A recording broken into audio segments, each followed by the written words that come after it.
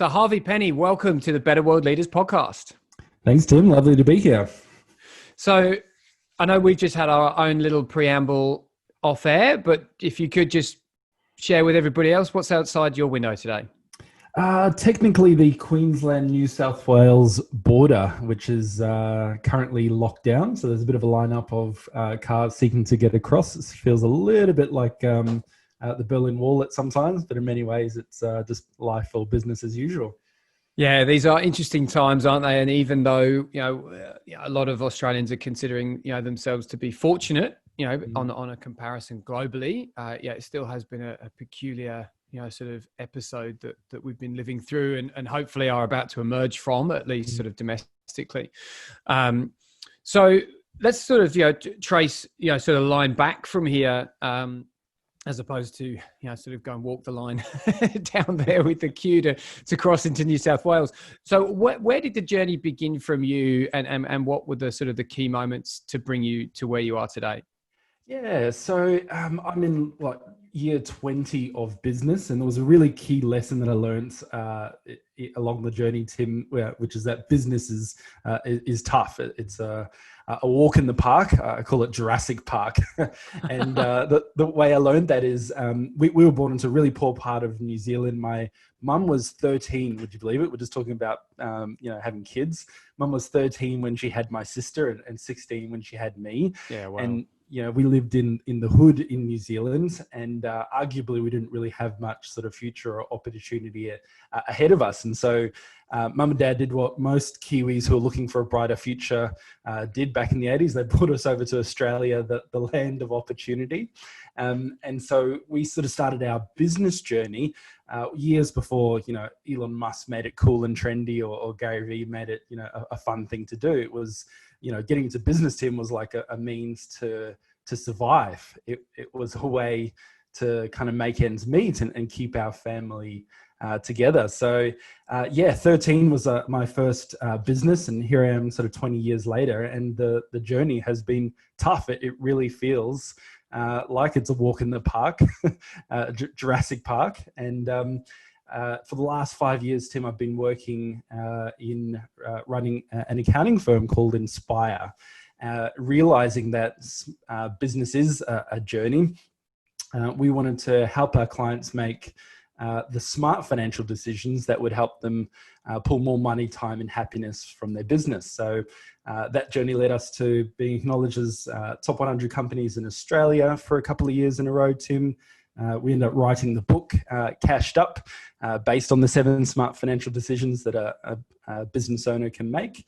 But most importantly, I think we realized the power that business has to be a force for good.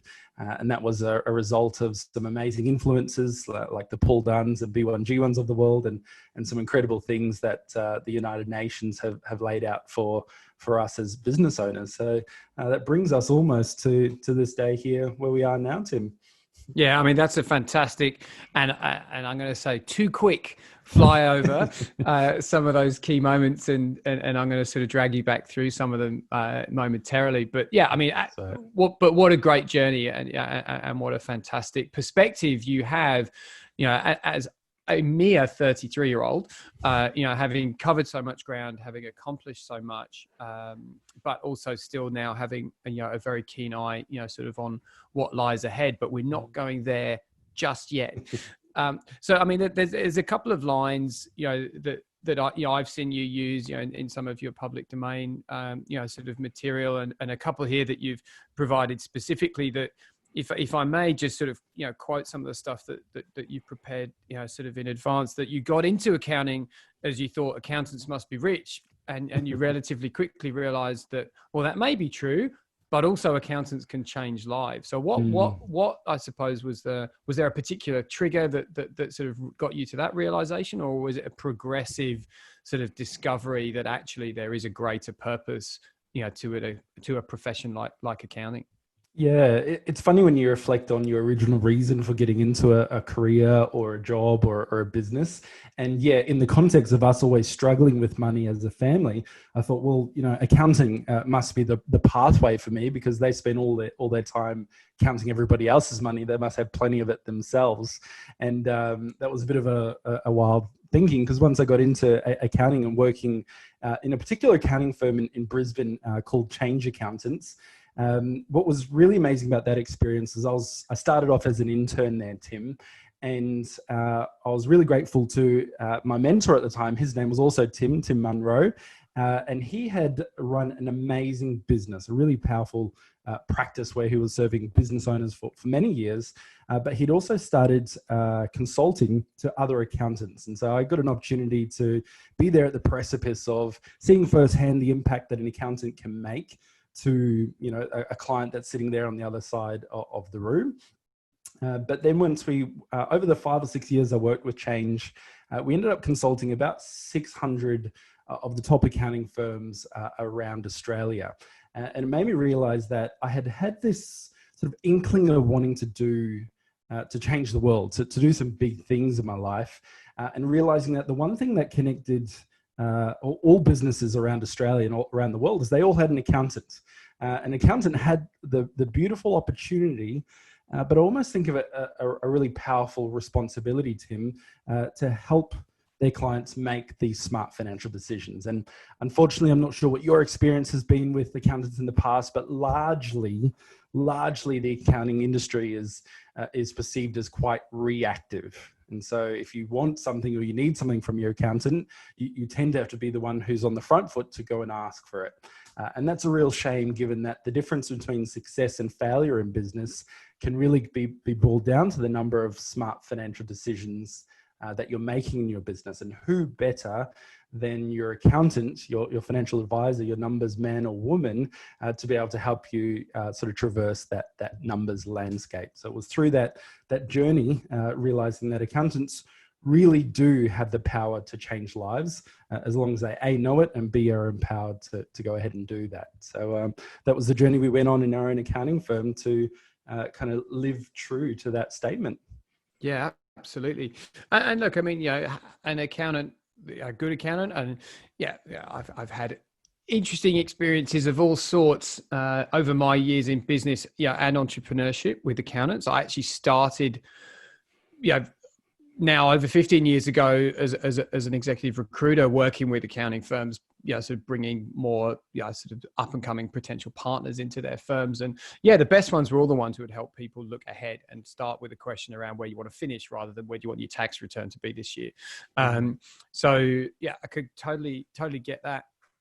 The bit that I'm curious about is that next step, that step into taking that very pivotal influence that an accountant has on business and helping them be, sort of the conductor to making that business's contribution then being about good and doing more good. And again, the background that I'm aware of, you've had some really interesting, sort of call outs or, sort of, I don't know, milestones doesn't seem like the right term, but there's certainly been some provocations, on your road and on your journey to get you to that realization that it's actually about doing good, not just doing better. Yeah, so what have some of those been? Yeah, Tim, well, it was almost 3 years ago to this day. I kind of remember as if it was yesterday. I was 31 at the time, and I was blindsided by cancer. I felt a bit of a lump one day in an area where all the gentlemen listening in today probably is the last spot in our body that we want to find foreign things. And I kind of brushed it off to me thinking, oh, no, it's fine. I must have just heard it at footy last week or something like that. And by the end of that week, I was in at the hospital and being kind of confirmed that I had testicular cancer. And maybe 2 or 3 days later, I was in an operation theatre having that tumor and that testicle removed. And also my whole world falling down on top of itself. Because, how do you feel when you're 31 years old, Tim? Like, I felt invincible, like I was bulletproof. I had my whole life ahead of me. My plan was to live until I was 110 years old. And I literally have that mapped out in a spreadsheet of all the things I want to achieve. And so I kind of didn't have time to die so early. Like I'd so much more planned. And we were talking about the joys of parenthood earlier on. The doctors had told me that, we've taken out the tumor. You've got 12 weeks to kind of recover from the surgery, and then we're going to put you into chemotherapy and radiotherapy just to get rid of whatever remaining kind of remnants of the tumor might be in your body. And he said that what that means is that you probably won't be able to have kids, maybe not for a long time, maybe not ever. And so that was a really kind of grounding moment, Tim. And I had to ask myself a question that I'd love actually to give as a gift for everyone listening in today, to think how you might have considered this question yourself.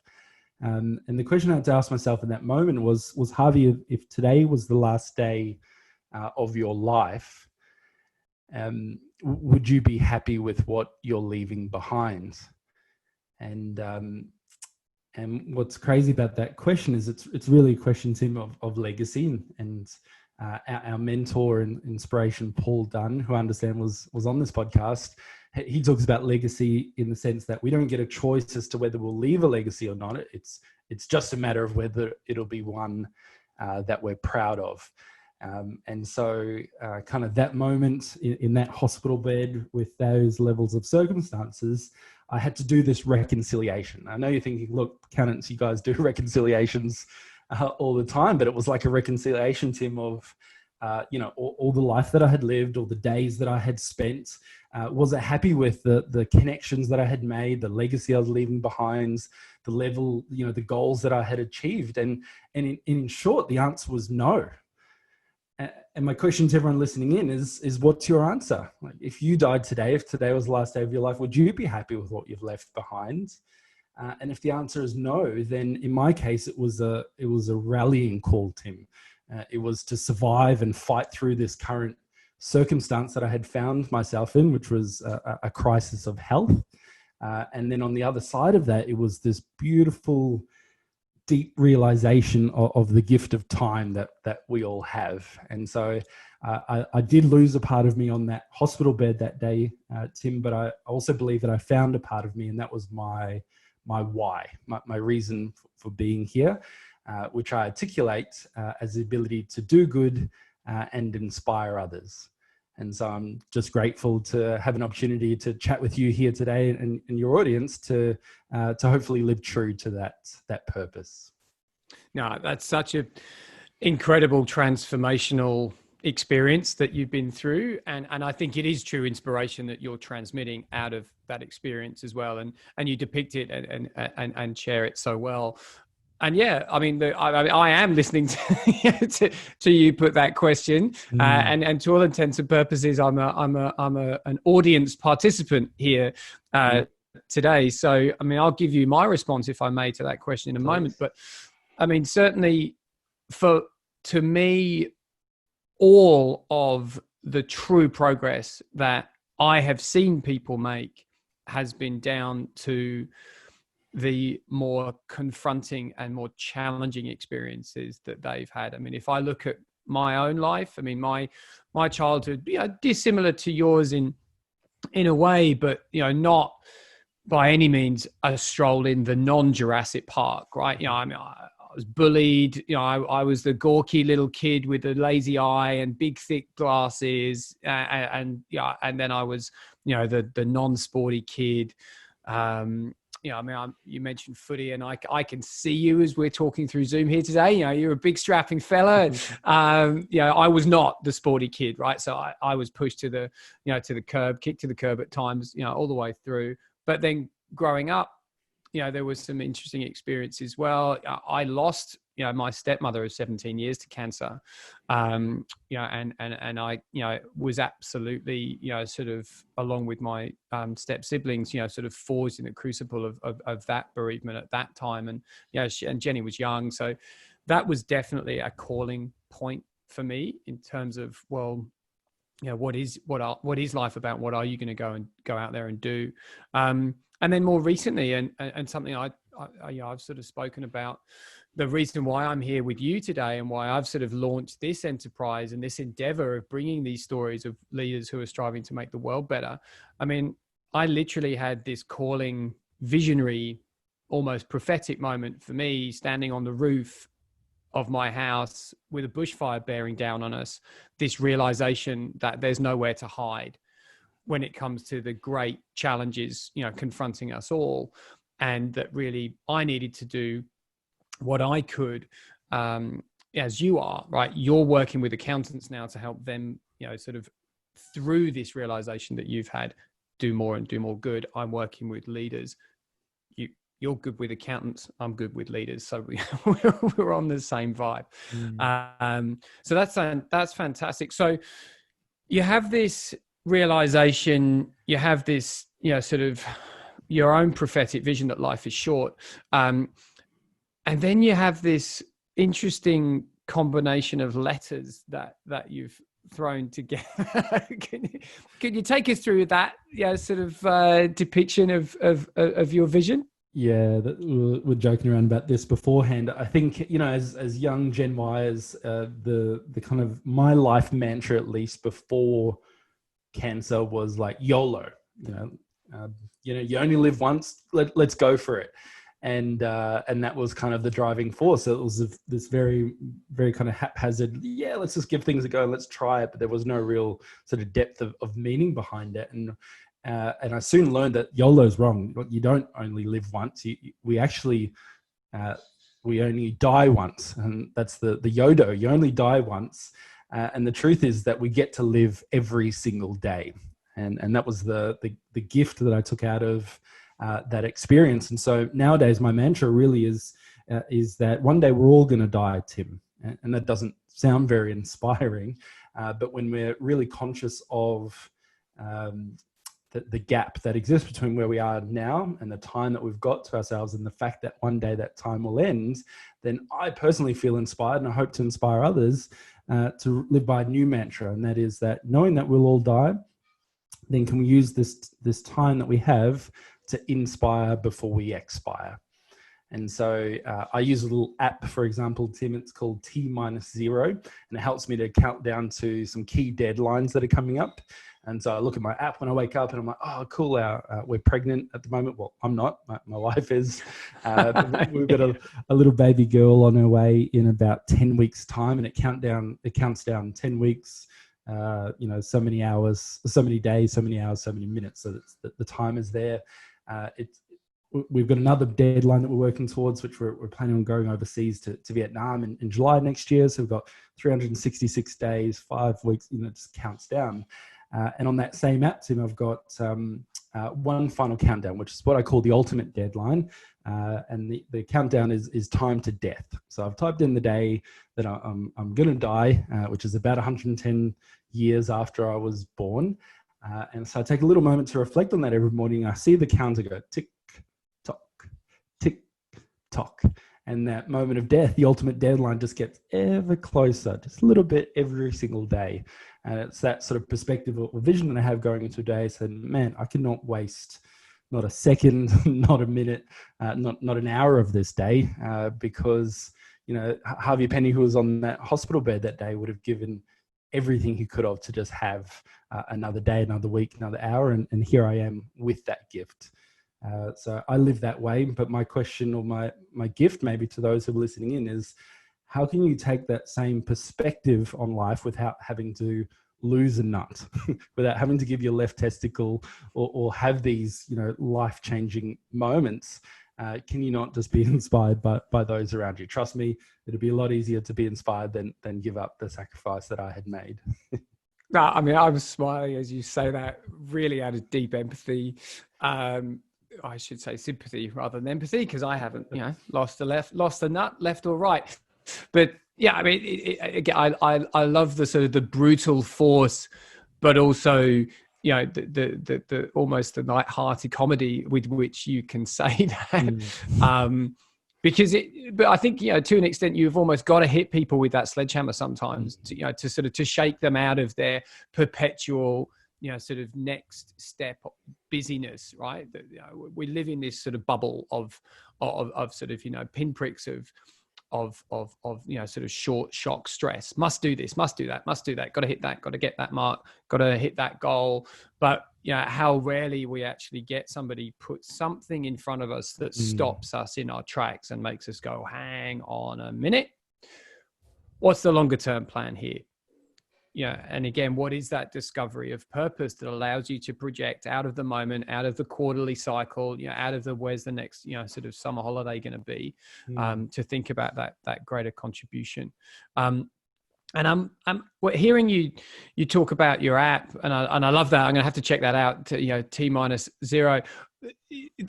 There's a big number coming around as well. That both of us are focused on. This global development goal. That's targeting 2030. So I wonder whether that might need to go on there as well for you. A countdown to New Year's Day, 2029. And there's a big number that you've put up there as a target for yourself to hit by 2030 as well, right?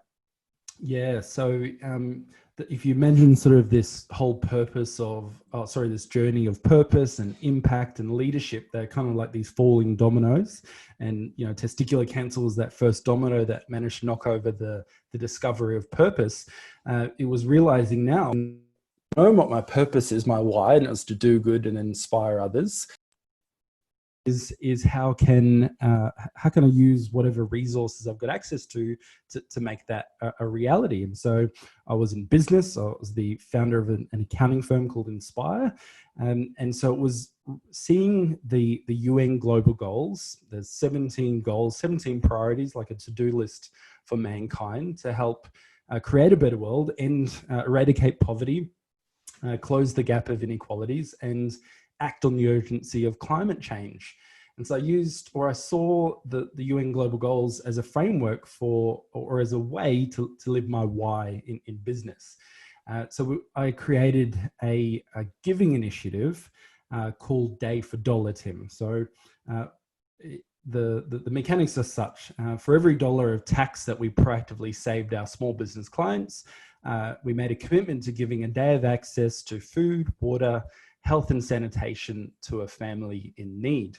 And so as of January this year, Tim, really proud to say that we ticked over $10 million in proactive tax savings for our small business clients, which they use to reinvest back into growing their business and their family. So I was pretty proud of that, especially when I think of some of our politicians these days. I don't really feel inspired to wanting to give them a tip anyway. So that was one level of impact. It was kind of like from us as accountants to the person on the other side of the room. But thanks to our Day for Dollar Giving initiative, it means that we've also given over 10 million days of life-changing help to families in need in over 16 countries as of today, which, as a family man and as a numbers person, I'm pretty proud of those numbers.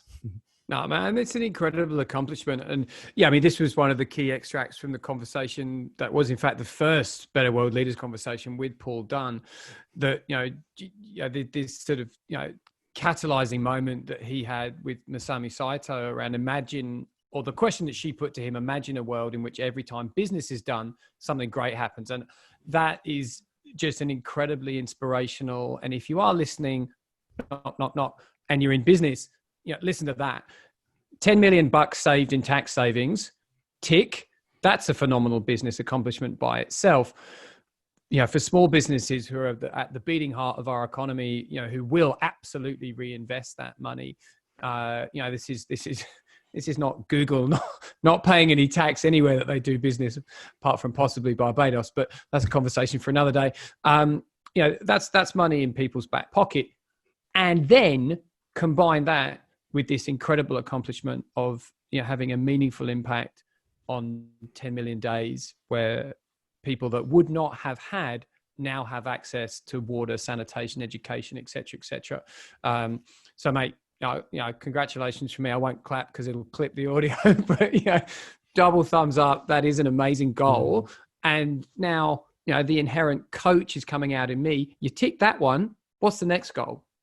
Yeah, so I'd always been inspired to reach, like 10 million was an amazingly large number, and that grows literally week by week. But the big goal, in line with the global development goals, was to give 1 billion days of life-changing help to help end extreme global poverty by 2030. So that's a really big number. Yep. And That is a big number daunting. for a numbers guy, especially. That's a big number. That's it. Even I just kind of hit me then saying again, I was like, wow, man, I'm going to get my act together, man. But, you know, sometimes it's these big, hairy, audacious goals, these moonshots that in many ways are impossible. Like I literally don't know how or the mechanics of pulling that off. But I know that when I commit myself to goals that are seemingly impossible up front, that it forces us to go through this process of growth and transformation in which we kind of need to grow into the person that is able to pull these types of goals off that were previously perceived as impossible. So while I don't know the how, I am very much looking forward to that road panning itself out, or that way becoming clearer and clearer. Look, I think for me, it is. I agree with everything that you've just said. You know, it is the phenomenal goals that transform. You know, and it is through even striving for those transformative goals that we transcend, right? Like, and the most important thing you've already done, you've got the why, right? You've got the what, well, that little how bit, you know. We'll figure that out as we go. But you know, like, what is the plan? I mean, you know, you've mentioned, you know, that you know, the accounting, you know, sort of hands-on running of a very inspirational, pun intended, you know, accounting business is now behind you. So what is, you know, the fork in the road that you're looking at, and what lies ahead for you? Yeah. So some of the mechanics of pulling off that the impossible of 1 billion days of life-changing help made me realize that I possibly couldn't achieve that within the environment of just running an accounting firm. And so earlier, or the late end of last year, I began an exit from Inspire and officially retired as of January the 1st, 2020, which is a pretty weird thing to say as a 30-ish year old. But every now and then we've got to make these decisions in our life where when we've got these inklings, we've got these these itches that we want to scratch, that it's worthwhile pursuing these higher goals. So just last week, actually, you mentioned the name Paul Dunn. I'm really grateful to have launched a new initiative with Paul last week called Accountants for Good. And it's a global network of the world's most impactful accounting firms. And our vision is to see accountants working together to create a better world for everyone. And I know that my world in business changed when I not only saw the global goals, but I reoriented our business around impact and doing good. And ironically, when we did more good in the world, we did better as a business in so many layers around our business financials, our performance, our team engagement was off the charts, and our level of, or our ability to bring on clients who are on purpose was just wonderful. And so if we can help other accounting firms around the world really connect into the power of purpose, connect into this opportunity that we have to, you know, there's 12 years to go, mate, until 2030, until this UN global goal there is to end poverty in all its forms. And so there's never been a better time in history, I believe, for us to all come together, in my context as accountants in our industry, to stop seeing each other as competitors, stop playing our cards so close to our chest, and realize that when we come from a place of abundance, there's more than enough clients out there for us to serve. But if we come together with this perspective of collaboration over competition, and we start sharing what works for us and best practice, then it's kind of like that old adage where it's a rising tide that lifts all ships. And I'm hoping that extended out to the sort of sea of humanity, then we as accountants have this amazing opportunity, and the industry has amazing opportunity to change lives. And so watch the space over the next 12 years as we, you know, smash through that goal of 1 billion days of life-changing help, and usher in a world where, you know, things like extreme global poverty are just a distant memory. Like, we go, do you remember like back in the day when people struggled to access water? Like, I'm going to tell my daughter what those times were like. as if it's a piece of a museum. And I'll be really happy to see those days behind us, Tim. Yeah, 100%. And look, I mean, again, that's the grand aspirational goal. I mean, yeah, is this even possible? Don't say yes or no. Just say, we're going to do it. Right. I mean, I love the, the sort of with no condescension intended, but, this naive, sort of optimism of just, we can do this. I mean, I remember campaigning against third world debt when I was 18, in high school, right? In 1998, myself and two of my sort of fellow student leaders, the most that we thought we could do then was to, raise awareness. We went and led assemblies through our, very large public high school. We're very evocative. We made some of the teachers cry, but for a purpose. But that was a petition, that went to the British government and then on to the EU. And I now regard that, as much as at the time it was an accomplishment, but I now regard that as a failure, a failure of the leadership that I was trying to demonstrate at that time, because the goal was just to sign a piece of paper and to get lots of other people to do it. Like, we weren't striving to make a meaningful change. We weren't striving to actually do something because we felt that we couldn't. And the only failure was not providing a means and a mechanism for all of those very willing participants. We had pupils take the petition home, take it to their parents' workplaces. Like, we ended up having a photocopy, 10 times, the sort of the materials that we had, because we had so many people willing to put a name on a paper. Well, if they were willing to do that, if we'd had something like Business for Good or Accountants for Good, that impetus, that inspiration that we provided, could have actually had, some kind of contribution attached to it with a more direct impact. And that's exactly what you're trying to do here. We're going to save you $1 in tax. We're going to give somebody, days access to the things that mean and matter the most. So I love this initiative, and I'm going to throw one down to you. I'm not going to watch this space for 12 years.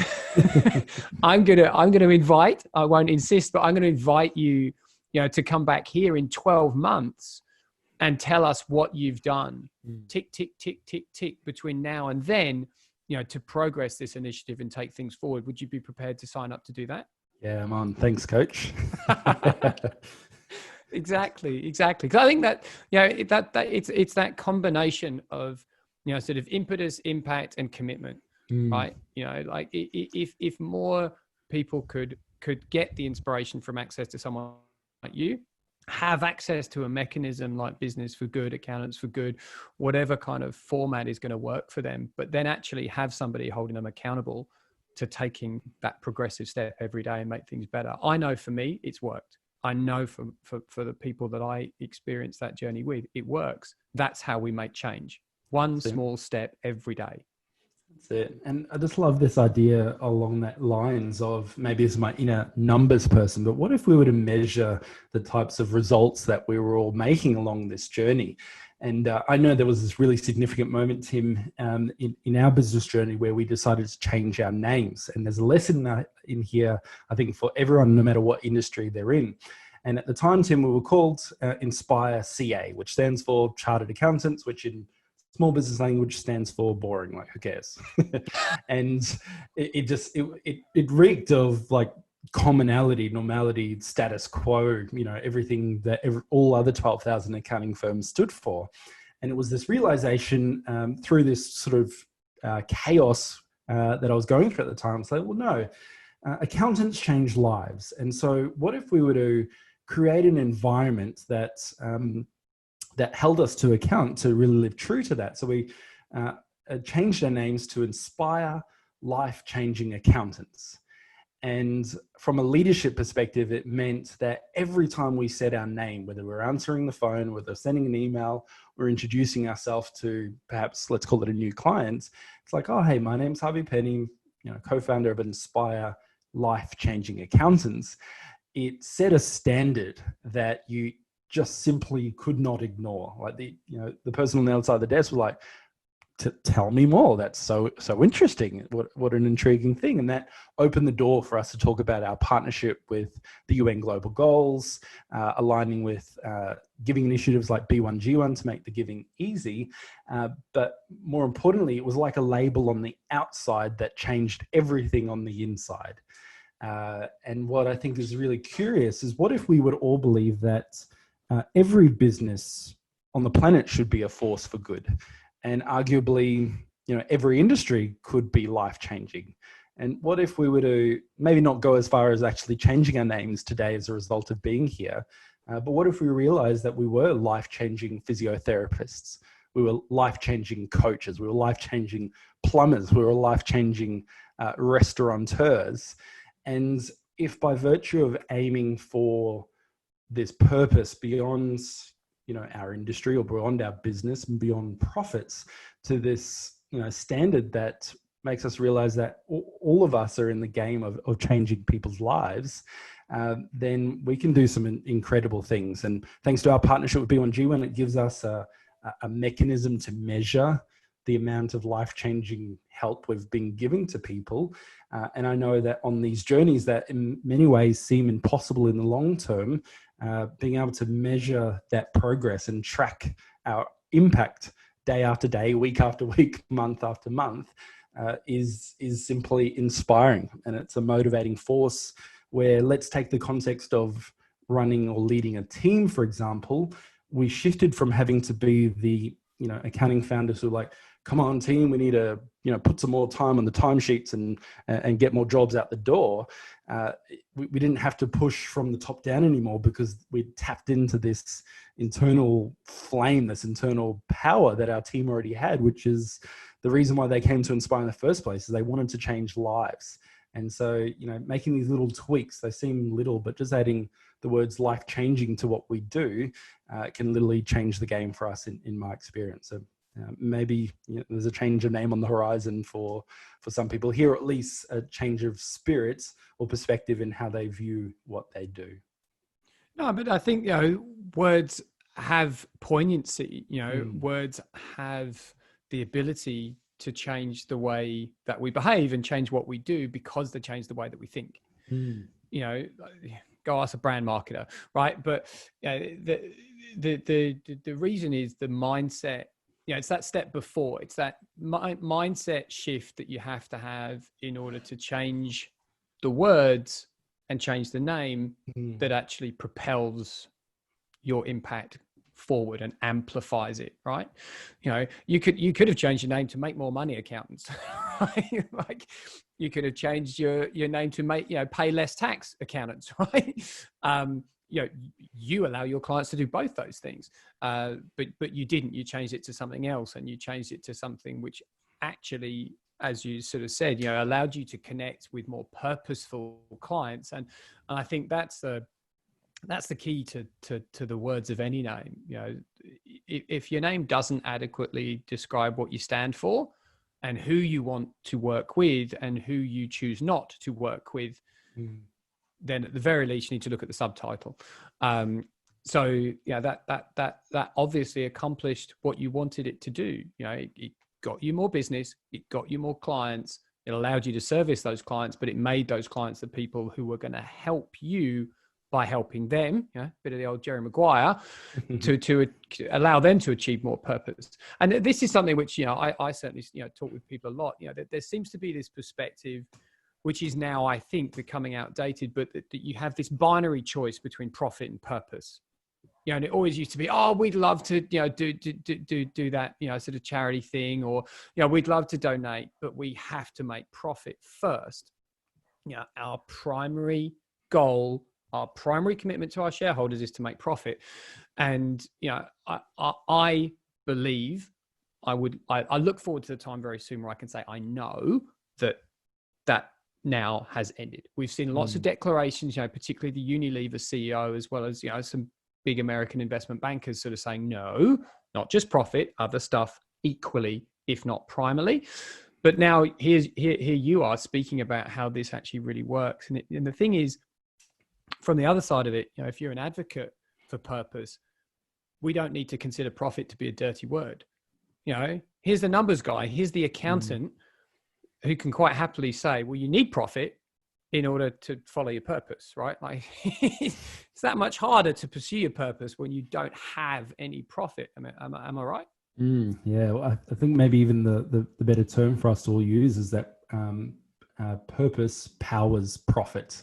And let's think about the mechanics of our giving initiative. Thanks to an amazing organization called B1G1. My question to listeners is, how much do you think it costs us to give somebody the gift of access to water for the day? And, when I ask that to groups who aren't familiar, they're like, oh, maybe $5, $10, $15, $20. And what's amazing when you realize that we can give that gift of access to water for as little as 1 cent US per day, then regardless of where we are in our business journeys, even despite the fact that business is tough, it's a walk in the park, Jurassic Park, my question is, who here thinks that they could afford literally 1 cent in order to be able to help somebody else in so much more need? And so when we realize the power that we all have in business, we might not be perfect, might not be killing it, might not be driving the Ferraris that we had originally envisaged ourselves driving, but when we take a moment to realize how privileged we are here in the Western worlds, and what beautiful opportunity that we've got to use our business as a force for good to help our family, who we just may not have had the chance to meet yet in developing lands, then what a beautiful, fulfilling way to run our businesses, but also our lives. Yeah, I've just been as I've been listening to you there, I've just been reflecting on this. I mean, two things. This phrase, which I've thrown out at people over the years, that values create value. Which I think is a really nice sort of partner to purpose creates profit. Because values and purpose, they're skipping down the road holding hands together. You don't get very far without each other.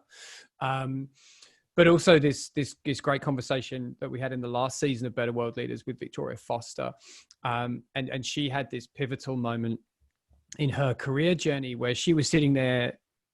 She's an American, but she was working in 101 Collins Street in Melbourne. And she was looking through, sort of the eyes of someone seeking purpose.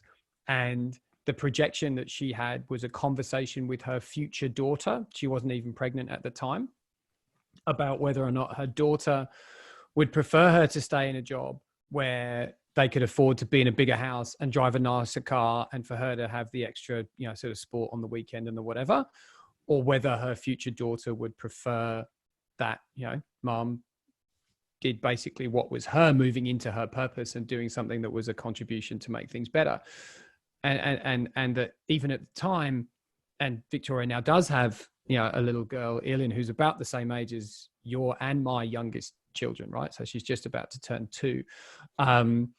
The way Victoria articulated it on the episode conversation was that the daughter that she would raise would absolutely say, no, mom, you need to do whatever you can do, to go out and become who you are and make things better. And I just think that's legacy defined, right? Like if you can sit or lie wherever you are going to be, in those final moments, and sit there with your children and say, do you think that what I have done has made your world better? Then, and I almost feel a tear coming to my eye. That to me tells me that you've done what you needed to do and you've followed your purpose home. So powerful, mate. So powerful. I can only say these things because I'm reflecting them back to you, right? This is all coming from you. I'm living with your energy today, so I thank you. And look, as much as I am insistent that there is another conversation, perhaps that is a good resting point for this one. I certainly hope.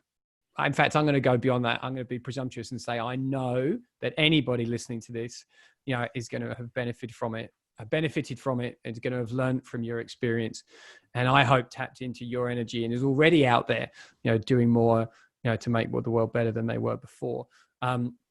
I'll include in the show notes, your social connections, the information, that's out there about all of your initiatives. But is there any one point in particular that you'd like to steer people towards before we sign off?